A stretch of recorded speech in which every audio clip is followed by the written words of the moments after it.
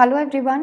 Today we will be discussing the daily MCQs of August 6, 2018, and along with this you can visit the website www.anujjindal.in to read the daily current affairs and attempt the current affairs quiz for free. You can just go on this website and attempt the current affairs quiz for free. Now let's begin with the first question. The government will launch the IPPB. What does IPPB stand for? So IPPB stands for India Post Payments Bank. Recently, central government have announced that Prime Minister Narendra Modi will launch this India Post Payments Bank nearly on August 21, which would focus on the rural areas. The two branches of these banks are already operational, and the other 648 branches would be soon launched across the country in every district. Now, what is the purpose of launching these India Post Payments Bank? So, it would provide the banking and financial services to people in rural areas. So, particularly providing the banking and financial services in rural areas. Along with this, the IPP app would also be launched. So, along with this, IPP app would also be launched. And what is government trying to do with this? So, government is trying to actually link all the 1.55 lakh post offices with the IPB or with the India Post Payments Bank services by the end of this year. And this will create the country's largest banking network with direct presence at village level. Thus, to provide the financial services and make a direct presence at village level or rural areas, government has launched this IPB or India Post Payments Bank. Next question is, who among the following has been selected by NASA to fly the first missions into space on commercial spacecraft starting in 2019? So, among the 9 astronauts selected by NASA, Sunita Williamson is among them. She has been chosen for the Boeing program. So, there are 2 spacecraft, the first one being the Boeing CST-100 Starliners and the another one being the SpaceX Dragon capsules. And Sunita Williams has been selected for this Boeing CST-100 Starliners. These new special or commercial spacecrafts are built and operated by the Boeing company and another one by the SpaceX. The next question asks about the state government, which has given in principle approval to bring man-animal conflict under listed disasters in the State Disaster Response Fund. So recently, Uttar Pradesh has given in principle approval to bring man-animal conflict under listed disasters, and this move will enable the faster relief, creating awareness and ensuring the police support in areas where such conflicts are reported and proper guidelines so that they could handle the situation when wild animals venture in the human inhabitation. Apart from this, it is believed to be the first of its kind move. If we look at some of the stats regarding the man-animal conflict, then according to the data provided by WWF, which is World Wildlife Fund, 98 cases of human and big cats conflicts have been reported in Uttar Pradesh in the last 2 years. Apart from this, tiger attacks in UP have claimed 7 lives in the last 3 years. Let's look at some famous wildlife sanctuaries in UP. The first one being Dudhwa National Park, which is also a tiger reserve, Hastinapur Wildlife Sanctuary, Okhla Bird Sanctuary, Bhakira Wildlife Sanctuary, Nawabganj Bird Sanctuary and Samaspur Wildlife and Bird Sanctuary. So these are some of the famous national parks or wildlife sanctuary of Uttar Pradesh. Moving on to the next question, what is the name of the mission which is ISRO's first time attempt to land a rover on the moon? This is an important question and the answer is Chandrayaan-2. Don't get confused with the Chandrayaan-1. Chandrayaan-2 is the ISRO's first time attempt to land a rover on the moon.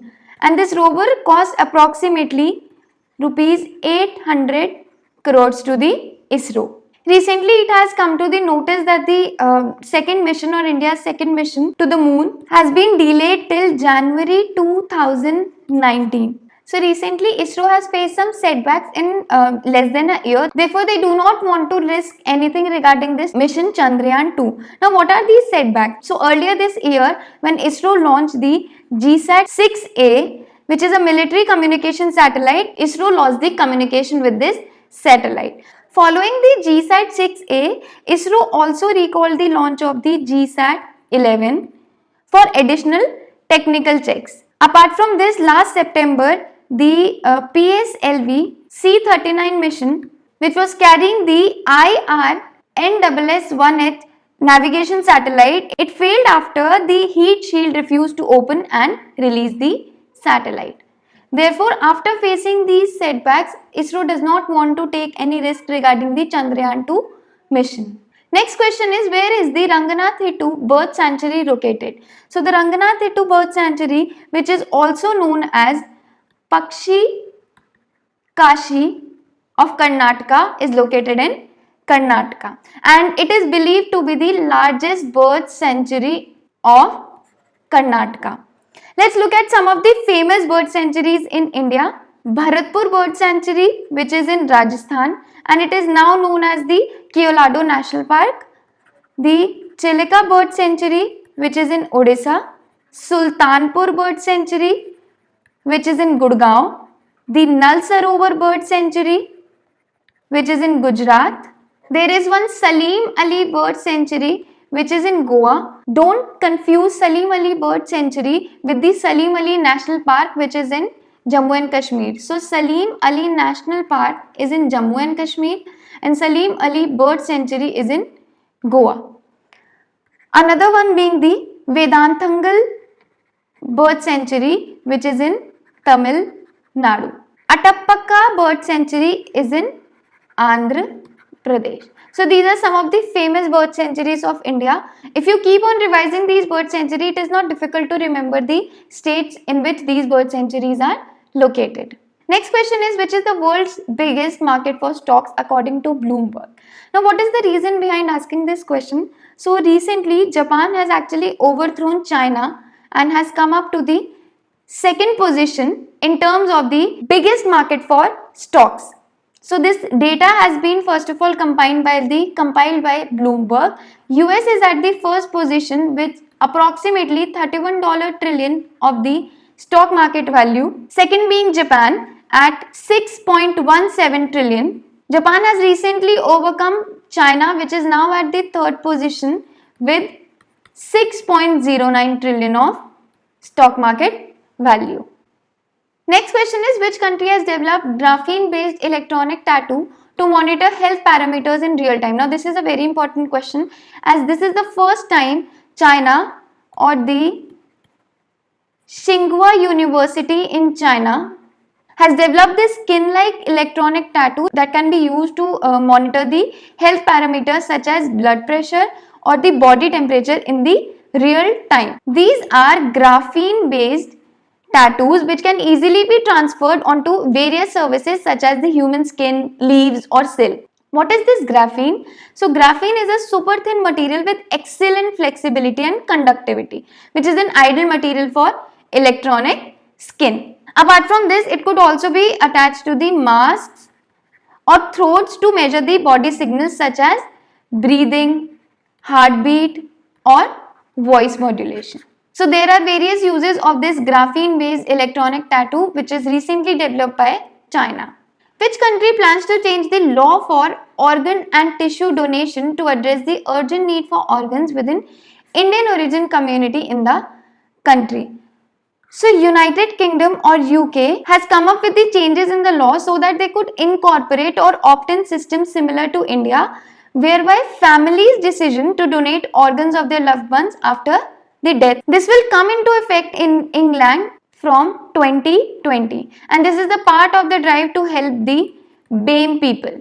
Now, what is this BAME? So BAME stands for Black Asian Minority Ethnic People. So to help the people of Black Asian minority ethnic community, the United Kingdom is coming up with the changes in the law for organ and tissue donation. According to the NHS records, What is this NHS? So it is National Health Service.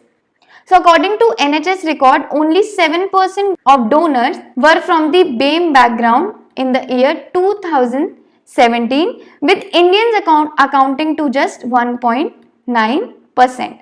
The shocking part of these stats is that 21% of people who died waiting for the organ donation or who were on the waiting list for organ donation in UK were from the BAME background. Therefore, UK has come up with the changes in the law for organ and tissue donation.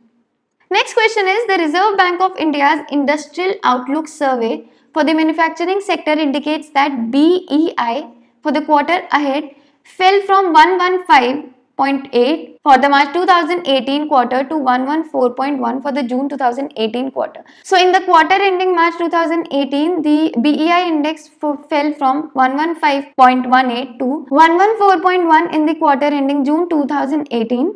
Now the question is, what does BEI stand for? So BEI stands for Business Expectations Index, and it is a composite index which indicates the calculated value as a weighted net response of 9 indicators. What are these 9 indicators?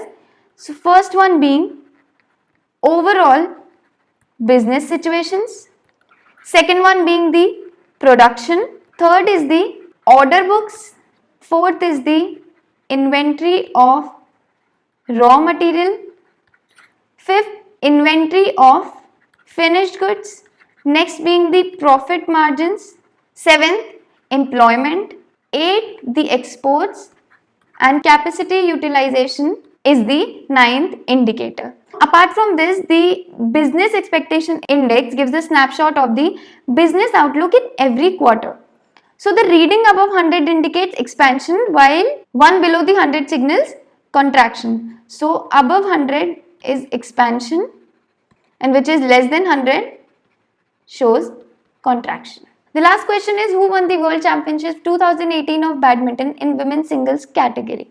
So Carolina Marin has become the first woman to win 3 badminton world titles after winning the World Championships 2018, and PV Sindhu won the silver medal. After winning the silver medal at the same event which was held in China, PV Sindhu has become the only Indian to have 4 World Championships podium finishes. This is all for today. If you like the video, please subscribe to the channel Anuj Jindal.